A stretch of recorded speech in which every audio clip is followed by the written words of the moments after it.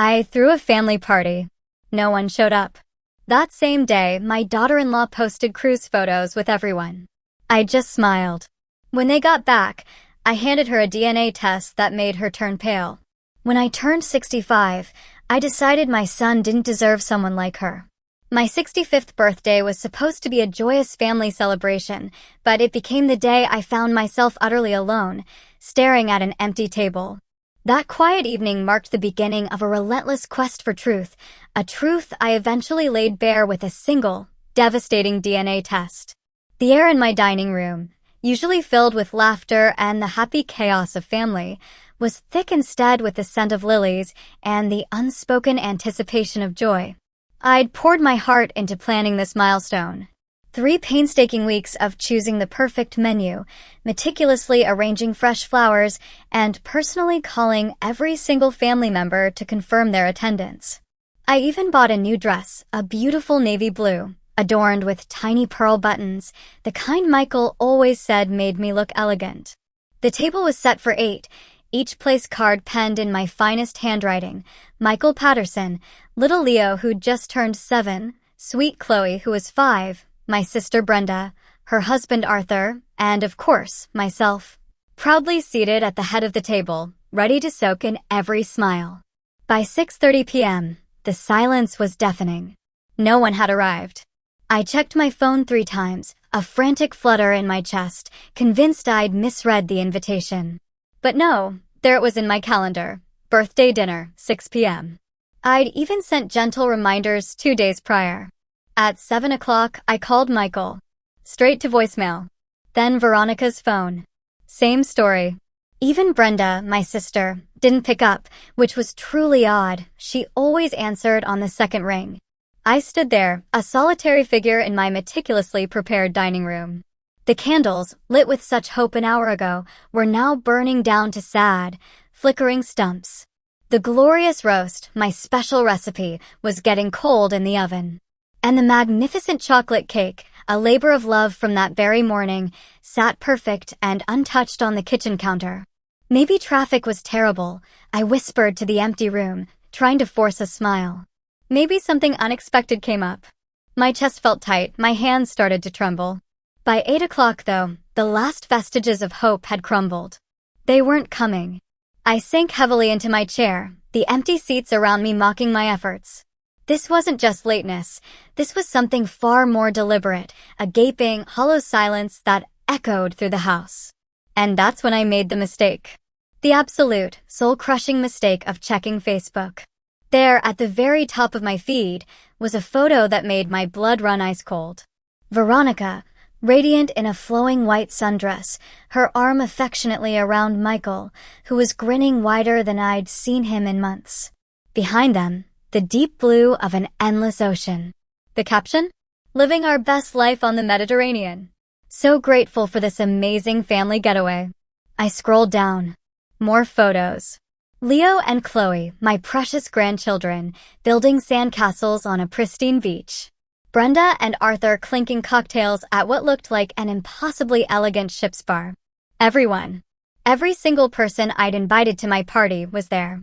Everyone except me. The timestamp was a cruel twist of the knife, posted just an hour ago.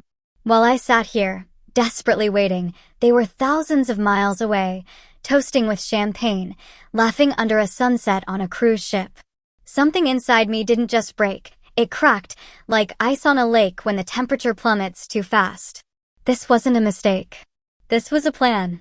A meticulously orchestrated family vacation, scheduled precisely for my 65th birthday, deliberately excluding me. And Veronica had pulled it off, even convincing Brenda, my own sister who'd helped me pick out party decorations just last week. I stared at that photo until my eyes burned. Veronica's smile seemed particularly bright, almost triumphant. She was standing exactly where I should have been, at the heart of my family, surrounded by the people who were supposed to love me most. My phone buzzed. A text from Michael. Sorry, Mom. Forgot to mention we'd be out of town this week. Veronica booked a surprise trip. Happy birthday, though. Forgot to mention? As if a Mediterranean cruise was a detail you casually omitted. As if booking it on my birthday was pure, innocent coincidence. I set the phone down carefully, afraid I might hurl it against the wall. The roast was definitely cold now. I walked to the kitchen, my movements mechanical, watching myself from outside my body, this sad woman in a navy blue dress, cleaning up a dinner no one came to eat. I wrapped the cake in plastic, blew out the candle stumps, and loaded the good china back into the cabinet. Each plate clicked with a sound far too loud in the quiet house. Veronica had won something tonight, though I wasn't entirely sure what game we were playing. All I knew was that for the first time in my 65 years, I felt truly invisible. Not just overlooked or forgotten, but erased.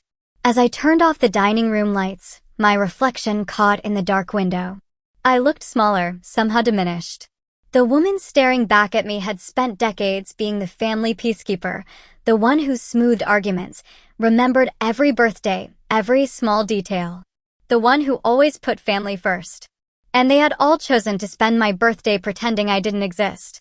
I climbed the stairs to my bedroom, each step heavier than the last. Tomorrow, I'd face the inevitable.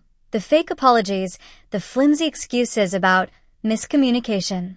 Veronica's saccharine voice explaining how the trip was booked months ago and there was nothing she could do. But tonight, I needed to sit with this pain, to truly feel it, because something deep inside told me this wasn't just about a missed birthday party. This was about something much bigger, far more deliberate than I'd ever imagined. I didn't sleep a wink. I lay in bed, staring at the ceiling, my mind cycling through every family gathering from the past 5 years. This wasn't a forgotten birthday, it was a deliberately sabotaged one. And as the hours crawled by, other memories surfaced, each one more unsettling than the last. Leo's 4th birthday party. I'd been so excited to see him blow out his candles. But when I arrived, Veronica met me at the door with that perfected, apologetic smile. "Oh, Eleanor, didn't Michael tell you? We had to move the party to tomorrow. Little emergency came up." Yet I could hear children laughing inside, see balloons through the window. When I called Michael later, he seemed genuinely confused. "Tomorrow? No, Mom, the party's definitely today." Veronica must have mixed up the dates. Chloe's first day of kindergarten. I'd asked Veronica 3 times what time they were dropping her off, camera ready. "Oh, we're doing it super early," she'd said. "Like 7 a.m. Probably too early for you." When I showed up anyway, the teacher told me Chloe had been there since the normal time, 8:30. I'd missed her walking into her classroom, missed her nervous little wave goodbye to Michael. Last Christmas, Veronica called me 2 days before, her voice tight with false concern. "Eleanor, I hate to do this, but Michael's been so overwhelmed with work stress. He asked if we could just keep Christmas dinner small this year, just immediate family." I spent Christmas alone, reheating leftovers and watching old movies. Later, I found out. From Brenda, they'd had a huge celebration. She'd seen the photos on Instagram. 20 people, including Michael's college friends and several neighbors. Everyone except me. Each memory felt like a puzzle piece clicking into place, forming a picture I'd been too blind to see. This wasn't a pattern of miscommunication or innocent scheduling conflicts. This was systematic. Calculated. I got up as the sun rose, made coffee, my hands still trembling, but now with a growing sense of dread, not just exhaustion. I pulled out my phone and scrolled through Veronica's social media posts from the past year, truly seeing them for the first time. There she was at Leo's school play sitting in the front row next to Michael. She'd told me that play was canceled due to a flu outbreak. There she was at Chloe's dance recital, the one Veronica had dismissed as just a practice session, nothing special. Photo after photo of family moments I'd been systematically excluded from, each tagged with captions about precious family memories and blessed to have these people in my life. The most chilling part was how natural it all looked. Veronica's arm around Michael, the children clustered close to their parents. Everyone smiling like they belonged together, like they were utterly complete without me. I set the phone down and walked to my kitchen window, looking out at the garden I'd planted when Michael was a boy. He used to help me weed these flower beds, his small hands so careful with the delicate stems. When had I lost him? When had he stopped seeing me as essential to his happiness? The answer came with startling clarity when Veronica entered our lives. Before her, Michael called me twice a week. We had standing dinner dates every other Sunday. He'd ask my advice about work problems, share stories about his day. He was my son, my friend, my connection to a future I'd helped create. Veronica changed that. Gradually. So slowly, I didn't notice until it was too late. First, the Sunday dinners became monthly. Veronica's been planning these elaborate meals, Mom, Michael would explain. She loves having me all to herself on weekends. Then the phone calls dwindled to obligatory check-ins on holidays. Sorry, Mom, can't talk long. Veronica's got us scheduled pretty tight today. She never said anything directly against me. That would have been too obvious, too easily countered. Instead, she operated in the spaces between words, in the silences that followed her suggestions. Your mom seems tired lately. Maybe we shouldn't burden her with the kids this weekend. Or, I saw your mom at the grocery store yesterday. She looked a little confused about something. Do you think she's doing okay living alone? Subtle implications that I was becoming a burden, a concern, someone who needed managing rather than including. I thought about the way she hugged me at family gatherings, always a beat too long, her hand rubbing my back like I was a fragile, elderly relative who needed comforting, rather than an equal member of the family. The way she'd interrupt when I was talking to the children, redirecting their attention. Grandma Eleanor's had a long day, sweeties. Why don't you show Daddy your new toy instead? And Michael, my beautiful, trusting son, had absorbed it all without question. He'd started looking at me the way Veronica did, with a mixture of affection and pity, like I was something precious, but increasingly irrelevant. The phone rang, startling me from my thoughts. Michael's name flashed on the screen. Hi, Mom. His voice was cheerful, relaxed, in a way that made my chest ache. Just wanted to call and say happy belated birthday. Sorry we missed it, but this trip has been incredible. Veronica really outdid herself with the planning. I gripped the phone tighter. Yes, I saw the photos. Oh, good. Veronica's been posting like crazy. The kids are having such a blast. Leo learned to snorkel yesterday, and Chloe made friends with this little girl from Boston. You would have loved seeing them. Would I? Because from where I sat, it seemed like no one had even noticed I wasn't there. The trip was very last minute, I said carefully. I know, right? Veronica found this amazing deal and just went for it. She's always been spontaneous like that. One of the things I love about her. Spontaneous? That's what he called deliberately booking a cruise on his mother's birthday. Michael, I started, then stopped. What could I say? That his wife was manipulating him? That she'd spent years systematically excluding me from his life? He'd think I was jealous, bitter, unable to accept that he'd grown up and moved on. Maybe I was all those things. But I was also right. Everything okay, Mom? You sound off. I closed my eyes, feeling the weight of all those lost moments, all those times I'd been edited out of my own family story. I'm fine, sweetheart. Just tired. Well, get some rest. We'll be back next week, and I promise we'll plan something special to make up for missing your birthday. Another promise from Michael that Veronica would find a way to break. After I hung up, I sat in my kitchen for a long time, watching the light change from morning to afternoon. I thought about the years ahead. More birthdays spent alone. More grandchildren's milestones missed. More family photos where my absence was so complete, it was like I'd never existed at all. For the first time since my husband died 8 years ago, I felt truly orphaned. Not by death this time, but by something arguably worse. By the deliberate, methodical erasure of my place in the only family I had left. But as the anger built in my chest, hot and bright, I realized something else. I wasn't going to disappear quietly. If Veronica wanted to play games, she'd picked the wrong opponent. I'd raised Michael when his father left us. I'd worked 2 jobs to put him through college, sacrificed my own dreams to ensure he had every opportunity. I'd earned my place in this family, and I wasn't giving it up without a fight. I just needed to figure out what I was really fighting against. It was Tuesday morning, exactly 1 week after my abandoned birthday party, when the doorbell rang. I was still in my robe, nursing my second cup of coffee, staring at the stack of thank you cards I'd bought for a celebration that never happened. The sound startled me. I wasn't expecting anyone, and honestly, unexpected visitors had become a rare phenomenon in my carefully managed social isolation. Through the peephole, I saw a man I didn't recognize, mid-40s, maybe, with dark hair and worry lines etched deep around his eyes. He was well-dressed, but rumpled, like he'd been traveling. His hands were shoved deep in his coat pockets, and he kept glancing around nervously, as if unsure he should even be there. I almost didn't answer.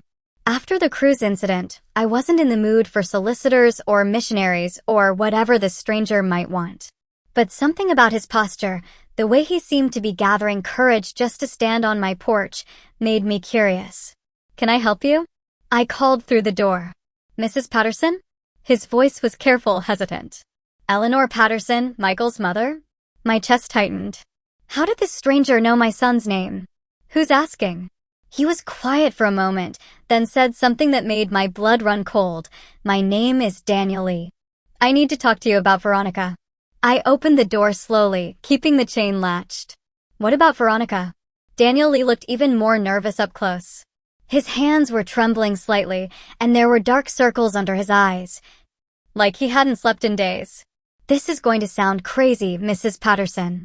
But I think my son might be living in your son's house." The chain felt suddenly heavy in my hands. "What are you talking about?" "Leo," he said, and the name hit me like a physical blow. The little boy, 7 years old, brown hair, has a scar on his chin from falling off his bike when he was 4. I stared at him, my mind reeling. Leo did have a scar on his chin. Michael had told me about the bike accident, how scared they'd all been rushing him to the emergency room. But how would this stranger know that? "I think you better come in," I said, my voice barely above a whisper. Daniel Lee sat on my couch like he might bolt at any second. I offered him coffee, but he shook his head, his hands clasped so tightly in his lap that his knuckles were white. "I don't know where to start," he said. "This is going to sound insane." "Try me," I said, a wry, humorless smile touching my lips. "I've had a very strange week." He took a shaky breath. "Veronica and we were together for 2 years. This was before she met your son, before she got married. We lived together, talked about marriage, the whole thing. And then she got pregnant." My coffee cup suddenly felt too heavy. I set it down carefully, afraid I might drop it. "I was so happy," Daniel continued, his voice thick with old pain. "I wanted to marry her immediately, start planning our life together. But Veronica, she kept putting me off. Said she needed time to think, wasn't ready for such a big step. Then one day, I came home from work and she was gone. Just gone. All her stuff, everything, like she'd never lived there at all." "Did you look for her?" "Of course I did. For months. Filed a missing person report, hired a private investigator, posted on every social media platform I could think of. Nothing. It was like she'd vanished into thin air." He rubbed his face with both hands. "The investigator finally told me to give up. Said, some people just don't want to be found." I was starting to feel sick. What does this have to do with Leo? 3 months ago, I was at a conference in Sacramento. Just walking around downtown during lunch, and I saw them. Veronica and a little boy who looked exactly like me at that age. Same eyes, same chin, even the same way of tilting his head when he's concentrating. I followed them for 3 blocks. "Mrs. Patterson, I watched that little boy and I knew he was mine." The room felt like it was spinning. "You're saying Leo is your son?" "I'm saying I think he is." Veronica was about 2 months pregnant when she left me. If she carried the baby to term, he'd be exactly Leo's age now. Daniel reached into his jacket and pulled out his phone. "Look at this." He showed me a photo of himself as a child, maybe 6 or 7 years old. The resemblance to Leo was unmistakable. The same dark eyes, the same stubborn set to the jaw, even the same slight gap between his front teeth that Leo was always trying to hide when he smiled. My hands were shaking now. This could be a coincidence. Lots of children look alike. That's what I told myself at first. But then I started digging. Daniel's voice got harder, more determined. "I hired another investigator, a better one this time. Veronica Martinez. That's not even her real name, by the way. Her real name is Margaret Winters, and she's done this before." "Done what before?" Disappeared when things got complicated. Left men when they started asking too many questions. The investigator found 2 other guys, Mrs. Patterson, 2 other men who had relationships with her that ended the same way. Suddenly, completely, like she'd never existed. Daniel leaned forward, his eyes intense. One of them thinks she might have been pregnant when she left him too. I felt like I was drowning. Why are you telling me this? Why no? Because I've been watching from a distance for 3 months, trying to figure out what to do, trying to decide if I had the right to disrupt a child's life based on suspicions and coincidences. His voice cracked. But then I saw the photos from your cruise, the happy family vacation. Everyone's smiling and laughing. And I realized something that made me sick. What? You weren't in any of the photos. I looked through all of Veronica's social media. Mrs. Patterson, hundreds of pictures of family gatherings, birthday parties, holidays. Leo and Chloe are in all of them. Your son Michael is in most of them. But you're barely there. Like you're being written out of your own family story. The truth of it hit me like a physical blow. I thought about all those missed events, all those last-minute changes and convenient miscommunications. All those times I'd felt like an outsider looking in at my own family. I started thinking about my own experience with Veronica. Daniel continued. How she isolated me from my friends and family near the end. How she made me feel like I was the problem, like I was too demanding, too clingy. How she convinced me that the people who cared about me didn't really understand our relationship. She's doing the same thing to Michael, I whispered. I think so. And I think she's doing it to you too. Which means if Leo really is my son, he's not the only victim here. You are, too. Daniel reached into his coat again and pulled out a manila envelope. This is why I'm here, Mrs. Patterson. Why I finally worked up the courage to knock on your door. What is it? DNA test results. His hands were shaking as he handed me the envelope. I managed to get a sample of Leo's hair from the barber shop where Veronica takes him. Had it tested against my own DNA. I got the results yesterday. I stared at the envelope, afraid to touch it. Inside was information that could destroy my family, or save it, and I had no way of knowing which. Before you open that, Daniel said quietly, I need you to know something else. I don't want to take Leo away from the only father he's ever known. I don't want to traumatize him or disrupt his life. But I can't stand by and watch Veronica manipulate and lie to the people who love him, including you. What are you asking me to do? I'm asking you to help me make sure he's protected from her, from whatever game she's been playing with all of us. Daniel's voice was steady now, resolved. Because if she's lied about this, Mrs. Patterson, what else has she lied about? And who else is she going to hurt? I looked at the envelope in my hands, feeling the weight of whatever truth was inside. Outside, a car door slammed, and I heard children laughing as they walked past my house. Normal sounds of a normal afternoon in a normal neighborhood where mothers didn't steal children and grandmothers didn't get erased from family photos. But my life hadn't been normal for a long time. I just hadn't wanted to admit it. Mrs. Patterson, Daniel's voice was gentle now, almost kind.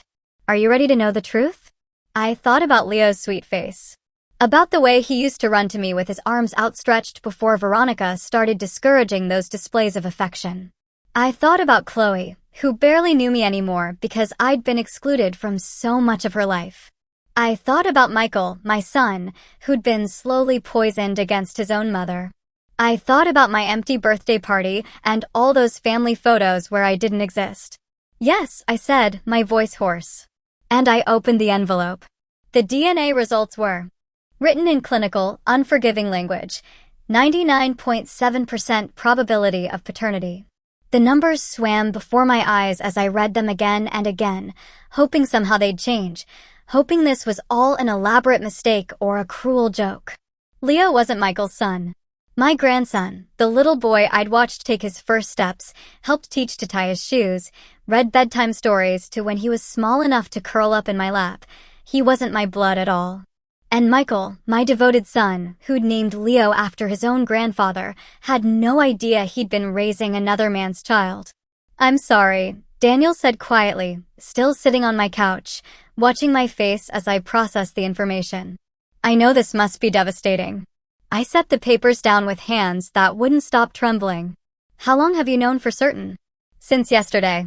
But I've suspected for months.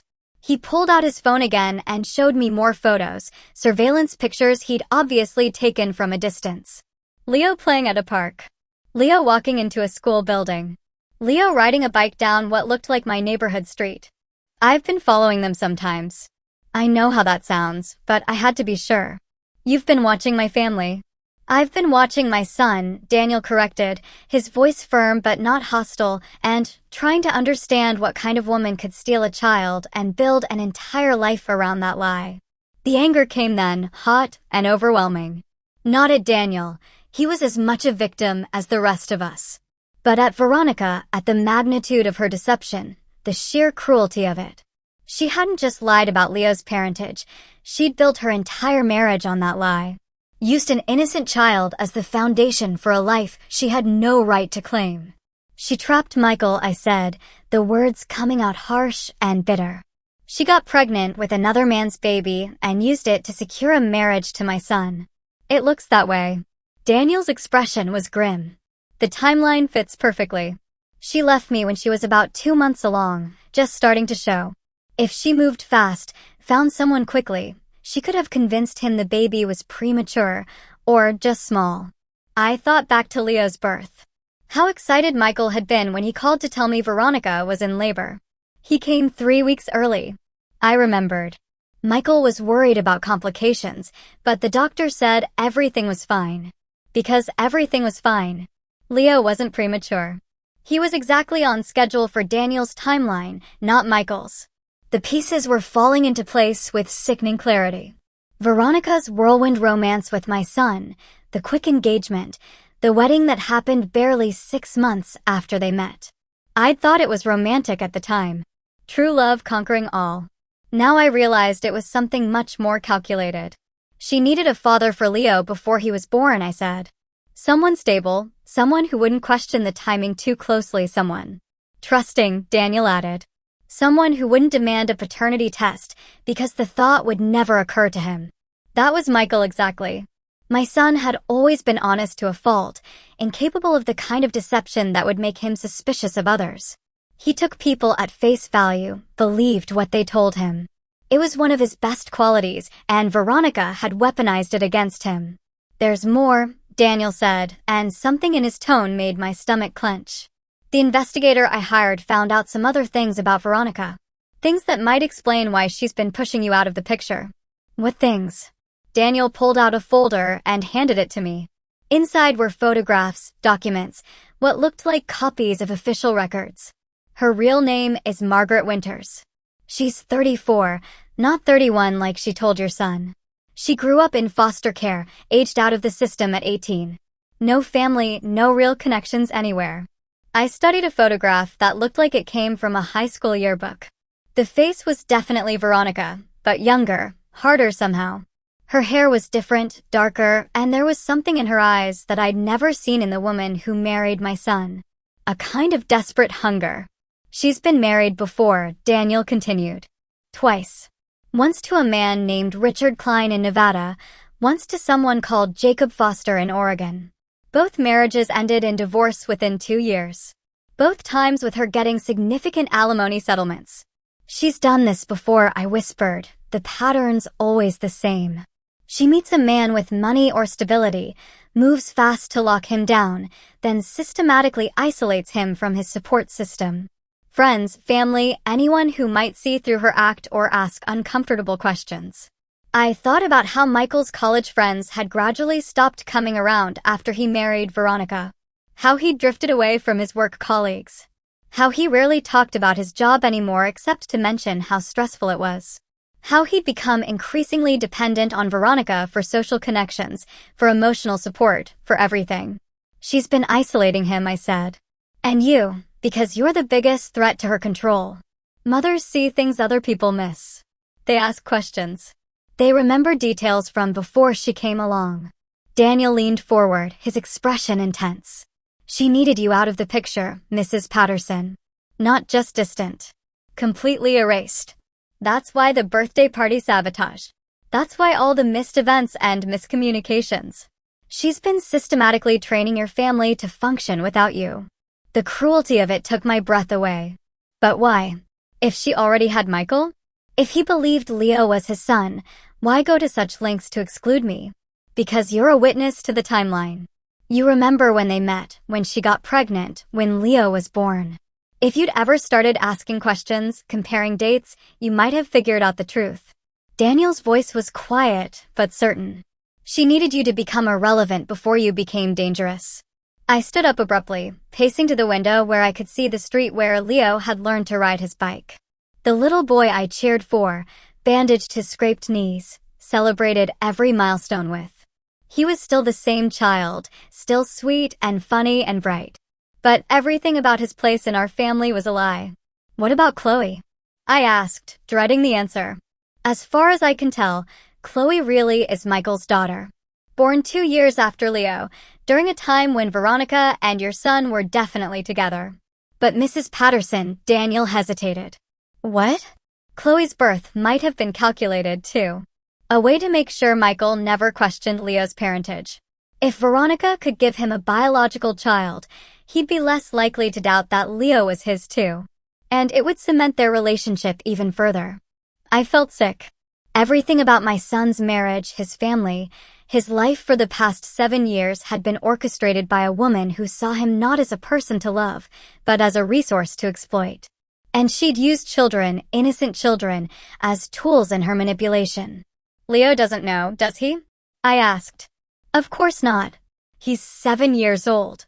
As far as he's concerned, Michael is his father and always has been. And Chloe? She doesn't know either. She just thinks she has a big brother who looks different from her. Kids don't question these things. But adults did, or they should.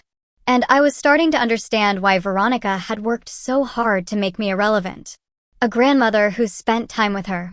Grandchildren, who was really present in their lives, might eventually notice that Leo looked nothing like his supposed father. Might start asking questions about family resemblances, about genetic traits that didn't add up. Daniel, I said slowly, why did you decide to tell me this now? You could have just demanded a paternity test, gone through the courts, tried to get custody. Why involve me? He was quiet for a long moment, staring at his hands. Because I realized something when I saw those cruise photos. Veronica isn't just destroying my relationship with my son. She's destroying yours too. And if we don't stop her, she's going to keep doing it to other people. What do you mean? She's already starting to pull Michael back from his friends, from his work colleagues, making him more and more dependent on her for everything. And she's teaching the kids to see him as the only parent who really matters. Leo barely talks about you anymore when I've watched them at the park. It's like she's erasing you from his memory. The truth of that hit me like a physical blow. I thought about how different Leo had become in recent months. How he'd stopped running to hug me when I visited. How he'd started looking to Veronica for permission before talking to me. I thought he was just growing up, becoming more independent. But maybe it was something else entirely.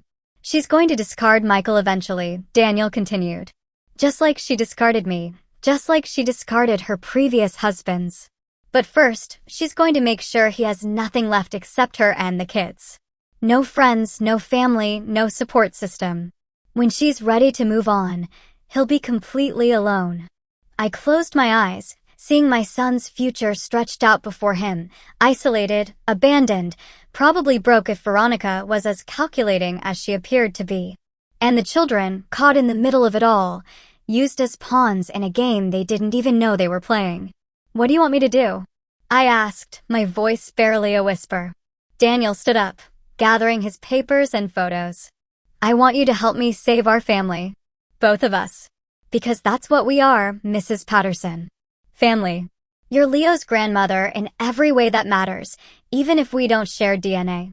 And I'm not going to let Veronica destroy that just because she's afraid of the truth. He handed me a business card with his contact information. Think about it, but don't think too long. They'll be back from their cruise in a few days, and when they are, Veronica is going to be watching for any sign that you're becoming a problem again. If we're going to act, it has to be soon. After Daniel left, I sat in my living room, holding the DNA results and staring at that business card. Outside, the afternoon was fading into evening, and the house felt quieter than ever. But for the first time in months, the silence didn't feel empty. It felt like the calm before a storm. Because Veronica Martinez, or Margaret Winters, or whatever her real name was, had made a critical mistake. She thought she could erase me completely, make me irrelevant to my own family story. But I wasn't gone yet. And now that I knew what she really was, I wasn't going anywhere. I called Michael 3 days after the family returned from their cruise. My voice was steady, practiced. I'd rehearsed this conversation a dozen times in my head. "Hi, sweetheart. I was wondering if we could all get together for dinner this weekend. I have something important I'd like to discuss with you and Veronica." There was a pause on the other end. "Is everything okay, Mom? You sound serious." "Everything's fine. I just think it's time we had a real family conversation about us, about the future. I've been doing some thinking while you were away." Another pause, longer this time. I could hear Veronica's voice in the background, though I couldn't make out the words. When Michael came back on the line, his tone was more cautious.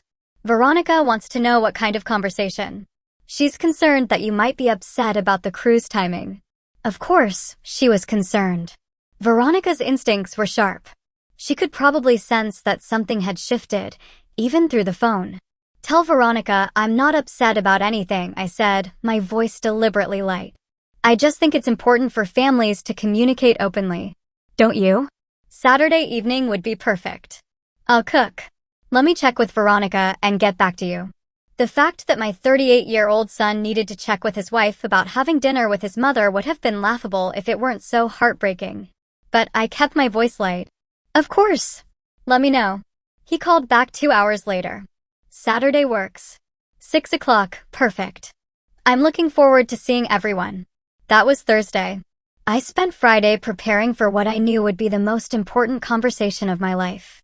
Daniel and I had met twice more since his first visit, planning carefully how to present the truth in a way that would protect Leo while exposing Veronica's deception. The DNA results were safely tucked in a manila folder on my kitchen counter, along with copies of the documents Daniel's investigator had found: Margaret Winters's real identity, her previous marriages, the timeline that proved Leo couldn't be Michael's biological son. Everything we needed to strip away the lies Veronica had built her life on. I made Michael's favorite meal, pot roast with garlic mashed potatoes and the green beans he'd loved since childhood. If this was going to be the last family dinner we ever shared, I wanted it to be memorable for the right reasons, at least initially. Saturday evening arrived, gray and drizzly. Typical October weather. I set the dining room table with my good china, the same dishes I'd planned to use for my birthday celebration 2 weeks ago. The irony wasn't lost on me. They arrived precisely at 6 o'clock. Veronica was wearing a flowing, cream-colored dress that made her look younger, more innocent. Her hair was perfectly styled, her makeup flawless. She looked like the picture of a devoted wife and mother, someone utterly incapable of deception. Leo bounded through the door first, all 7-year-old energy and excitement. "Grandma Eleanor, I learned to swim on the cruise. Want to see me do the doggy paddle?" My heart clenched as I hugged him, knowing what I was about to reveal would change everything for this innocent child. "Maybe after dinner, sweetheart. Go wash your hands." Chloe followed more quietly, clutching a small doll with tangled hair. At 5, she was more reserved than her brother, more cautious around me since Veronica had started discouraging their affection. But she still let me kiss her forehead before following Leo to the bathroom. Michael hugged me warmly. "Something smells incredible, Mom. I've missed your cooking." "You look tired," I observed. He did. There were new lines around his eyes, and he'd lost weight. "Work's been brutal lately. The mergers got everyone stressed." He glanced at Veronica, who was examining my living room like she was cataloging potential problems. "But Veronica keeps telling me I need to find a better work-life balance." "Stress is so bad for your health," Veronica said, appearing beside us with that practiced smile. "I keep encouraging Michael to consider early retirement. We could travel more, spend more time with the children. Early retirement at 38. Another way to make Michael completely dependent on her, cutting him off from his professional identity and income." I smiled back pleasantly. "How wonderful that. You're thinking about the future. That's actually related to what I wanted to discuss tonight." During dinner, I kept the conversation light. The children chattered about their cruise adventures, and Veronica played the perfect mother, cutting Leo's meat and reminding Chloe to use her napkin. She was good at this performance, warm, attentive, completely believable. But I noticed things I'd missed before. How she interrupted when Leo started telling a story about missing me while they were gone. How she redirected Chloe's attention when the little girl asked why I hadn't come on the trip with them. How she subtly managed every interaction, controlling the flow of conversation and affection. After the children finished eating, I suggested they play in the living room while the adults talked. Veronica immediately objected. Oh, they should probably get ready to go soon. Tomorrow's a school day, and we like to keep their routine consistent. This won't take long, I said firmly. And I think what I have to share might affect their routine quite a bit. Something flickered across Veronica's face, just for a second, but I caught it. Fear. When the children were settled with their toys in the next room, I returned to the dining room where Michael and Veronica waited. The manila folder sat on the table beside my coffee cup like a loaded weapon. So Michael said, reaching for Veronica's hand across the table, "What did you want to talk about?" I took a breath, feeling the weight of the moment. I wanted to talk about honesty, about family, about the importance of knowing who we really are. Veronica's smile tightened, almost imperceptibly. That's a little philosophical for dinner conversation. Is it? I don't think so. I picked up the manila folder, feeling both of them tense. You see, I've learned some interesting things recently. About family history, about genetics, about the importance of medical records and accurate information. Mom, Michael said slowly. What's in the folder? The truth. I opened it and pulled out the DNA results, setting them on the table between us. These are the results of a paternity test for Leo. The silence that followed was deafening. Michael stared at the papers like they might burst into flames. Veronica went very still, her face carefully blank. A paternity test? Michael's voice was barely a whisper. Why would you? How did you? The test shows that you are not Leo's biological father, I said gently. There's a 99.7% probability that another man is his father. A man named Daniel Lee. Veronica stood up abruptly, her chair scraping against the floor. This is insane, Eleanor. I don't know what kind of sick game you're playing, but... Sit down, Margaret. The use of her real name hit her like a physical blow. She actually stumbled backward, her face going white. Michael looked between us, confusion and growing horror warring in his expression. Margaret? Mom, what's going on? I pulled out the investigator's report, the marriage certificates, the timeline documentation. Veronica's real name is Margaret Winters. She's been married twice before, and she has a pattern of lying about her identity and her past. She was involved with Daniel Lee before she met you, Michael. She left him when she was pregnant with his child and came to find a new father for her baby. That's not true, Veronica said, but her voice was shaking now. Michael, don't listen to this. Your mother has obviously had some kind of breakdown. Leo was born 7 months after you two met, I continued relentlessly. You thought he was premature, but he wasn't. He was born exactly on schedule for the timeline of Veronica's relationship with Daniel. Michael picked up the DNA results with hands that were trembling.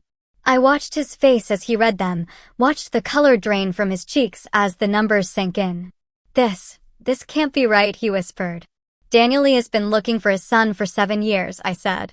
He found you 3 months ago and has been watching from a distance, trying to decide what to do. He came to me because he recognized what Veronica was doing to our family. The same isolation tactic she used on him. Veronica was backing toward the doorway now, her perfect composure completely shattered. Michael, please don't let her poison you against me. Think about our life together. Our family. Our family. Michael's voice was raw, broken. Our family that's built on a lie? Our son who isn't actually our son. He is your son in every way that matters. You raised him. You love him. Based on a lie. Michael slammed his hand on the table, making the dishes jump. Everything, Veronica. Everything has been a lie. From the living room came the sound of children's laughter. Innocent and bright. Leo and Chloe playing their games, unaware that their world was imploding in the next room. There's more, I said quietly, and pulled out the records of Veronica's previous marriages. She's done this before.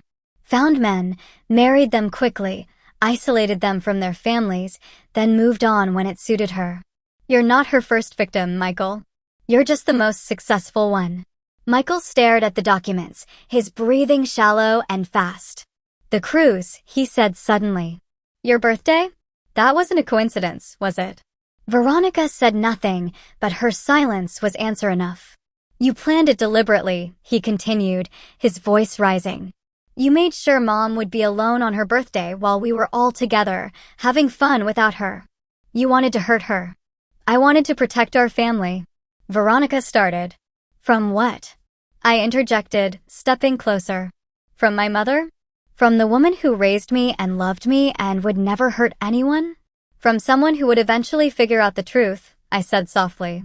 That's what this has all been about, Michael. The missed events, the last-minute changes, the gradual separation from your friends and family. Veronica needed to isolate you completely before you started asking questions she couldn't answer. Michael looked up at his wife. His wife, who wasn't who she claimed to be, whose entire life with him was built on deception. Is any of it real? Do you love me at all? Or was I just convenient? For the first time since I'd known her, Veronica had no answer.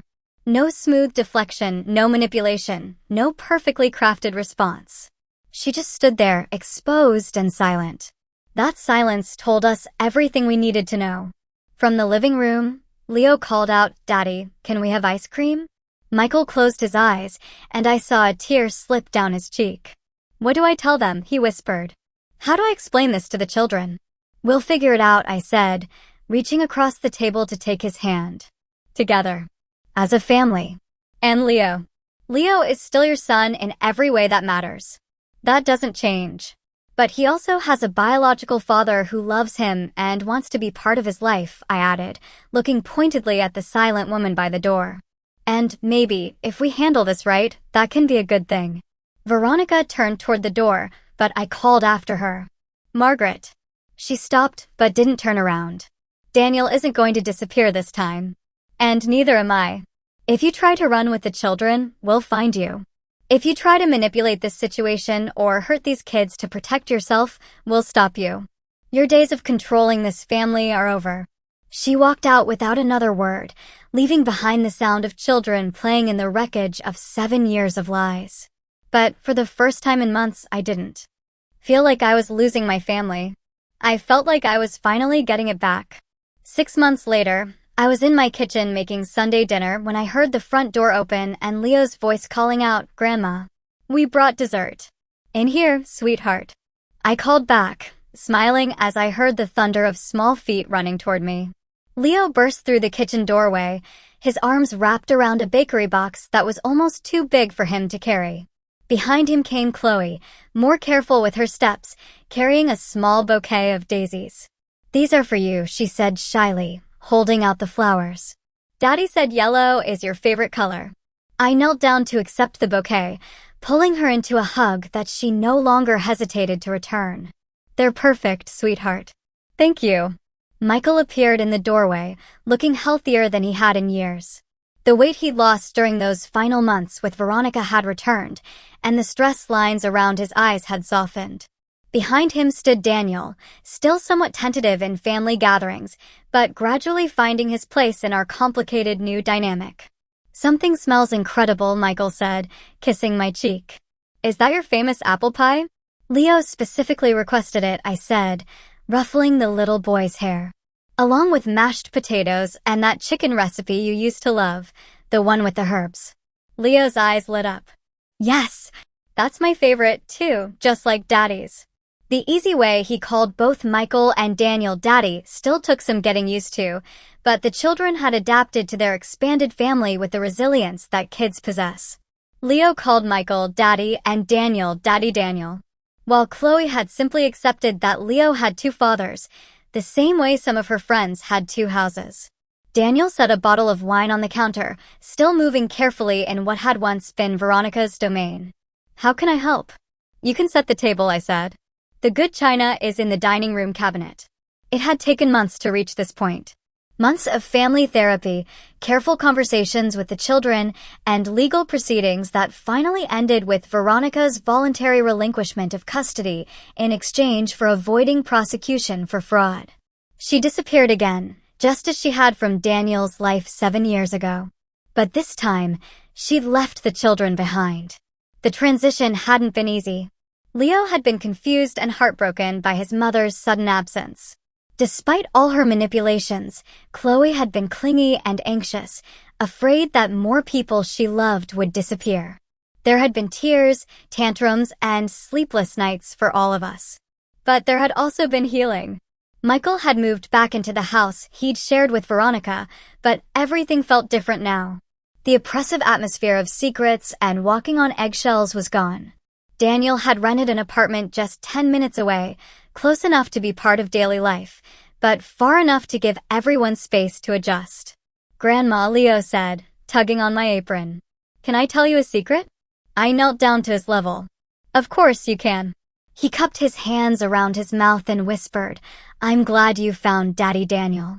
Now I have the most daddies of anyone in my class." My heart squeezed with love for this resilient little boy who'd turned a complicated situation into a source of pride. "I'm glad, too, sweetheart. And I'm glad Mommy Veronica went away," he added more quietly. "She was always mad about something." It broke my heart that a 7-year-old had been so aware of the tension in his household. But it also reassured me that we'd made the right choices. Children knew more than adults gave them credit for, and Leo had sensed his mother's manipulation, even if he couldn't name it. During dinner, the conversation flowed naturally between the adults while the children chattered about school and friends. Daniel told us about Leo's latest soccer game, where he'd scored his first goal. Michael shared Chloe's excitement about starting dance classes. We talked like the family we'd become, unconventional, maybe, but real in a way that Veronica's carefully orchestrated version had never been. "I got a call from my lawyer yesterday," Michael said as we cleared the dinner plates.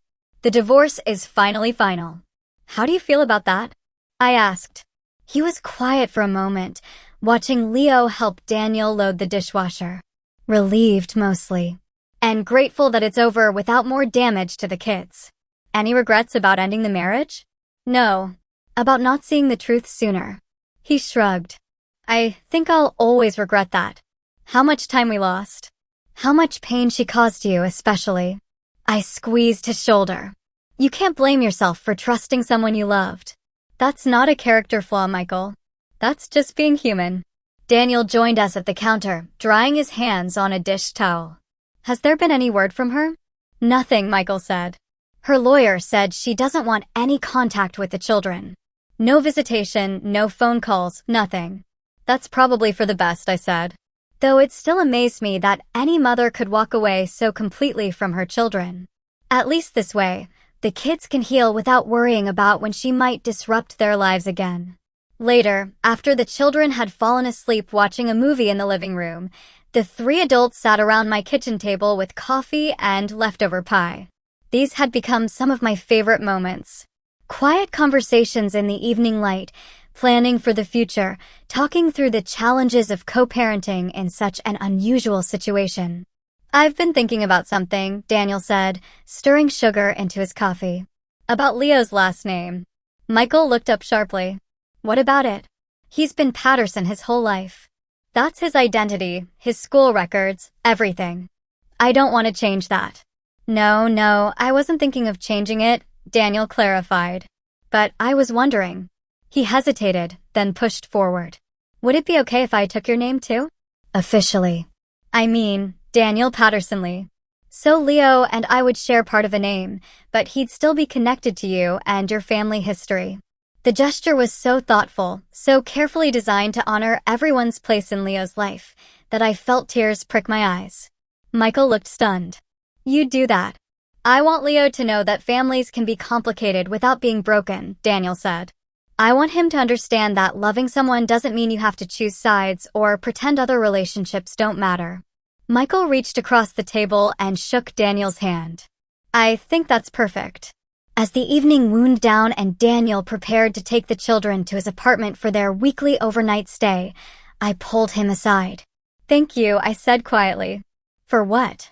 for saving my family, for having the courage to tell me the truth when it would have been easier to just disappear again. Daniel was quiet for a moment, watching Leo gather his backpack and favorite stuffed animal. You know what I realized that day I came to your door? I wasn't just losing my son. You were losing your family, too. Veronica was taking all of us away from each other, piece by piece. But we stopped her. We did, I agreed. He smiled.